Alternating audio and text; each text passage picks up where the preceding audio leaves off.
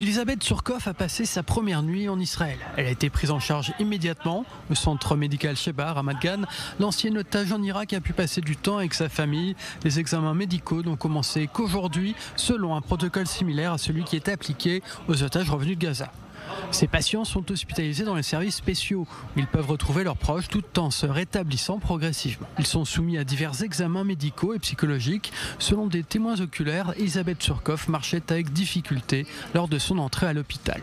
Dans une interview donnée à la radio israélienne, la mère d'Elisabeth Surkov a tenté de décrire la joie immense qu'elle ressentait et a souhaité à toutes les familles d'otages de recevoir la même nouvelle bientôt. Elisabeth Surkov, universitaire israélo-russe de 38 ans, a été enlevée en Irak par un groupe terroriste soutenu et financé par l'Iran. Grâce à son passeport russe, elle s'était déjà rendue dans le pays afin de faire des recherches pour sa thèse de doctorat. Quand elle a été kidnappée par les terroristes du groupe Kataeb Hezbollah, ils l'ont accusée, à tort, d'être une espionne à la solde de Jérusalem. Les détails de sa captivité ne sont pas connus, cependant Donald Trump a écrit sur les réseaux sociaux dans l'annonce de sa libération qu'Elisabeth Surkov avait été torturée pendant de nombreux mois.